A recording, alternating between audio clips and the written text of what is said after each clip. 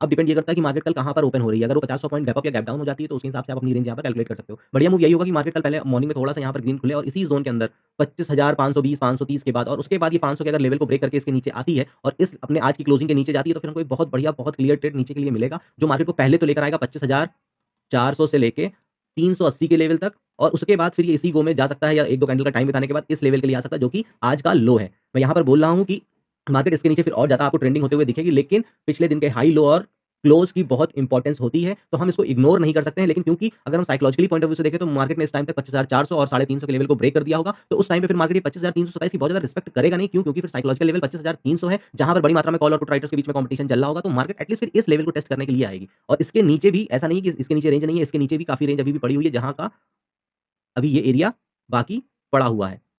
तो मार्केट इस लेवल तक के लिए आ सकती है। हाँ, इसके नीचे तो बिल्कुल भी कोई व्यू नहीं होगा और कल की डेट में मार्केट इतना रेंज करेगी इसकी भी उम्मीद नहीं, क्योंकि अगर हम आज की क्लोजिंग से पकड़ते हैं तो अगेन मार्केट को 370 पॉइंट का मूवमेंट करना होगा। हाँ, अब ये हो सकता है कि मार्केट कल यहीं पर ओपन हो जाती है 300 25,000 350 360, तो वहाँ से फिर हमको एक नीचे का डाउन साइड का बढ़िया मूव देखने को सीधे मिलेगा। मार्केट पहले अपने लो को ब्रेक करेगी और फिर मार्केट अपना एक टारगेट डिसाइड कर लेगी तकरीबन इस लेवल के लिए और 25,080 के नीचे मेरा फिर कल का कोई व्यू नहीं है। फिर ये जो सपोर्ट का एरिया जब मार्केट इस लेवल को ब्रेक करेगा तभी यहाँ पर एक बढ़िया मूवमेंट आएगा और ये जो ज़ोन होगा यहाँ पर ट्रेड ना करिएगा।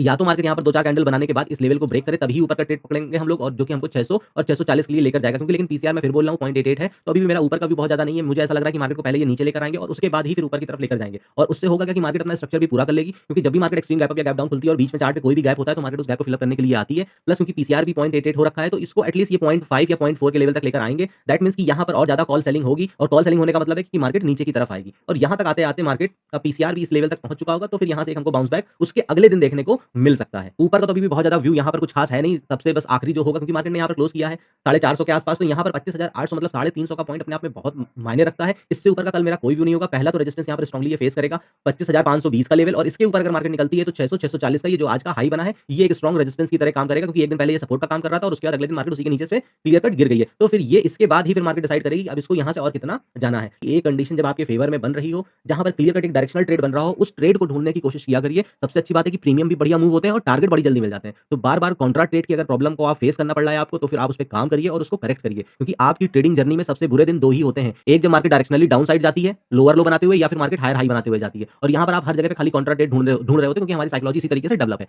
दूसरा एक साइडवेज मार्केट जिसमें कि आप दिन के मल्टीपल ट्रेड हर एक कैंडल पर, क्योंकि आपको ट्रेड करने की आदत है और आप यही ट्रेड ढूँढते हो जिसकी वजह से फिर यहाँ पर आपको बड़ा लॉस होता है। इसका एग्जांपल अगर आप एक दिन पीछे की मार्केट को देख लोगे और अगर आप ट्रेडिंग किए हो एक दिन पहले, तो आपको मालूम है कि आपने यहाँ पर कितने स्टॉप लॉस लिए हैं। क्योंकि मेरे पे किसी ने कमेंट किया था कि आज एसएल डे था।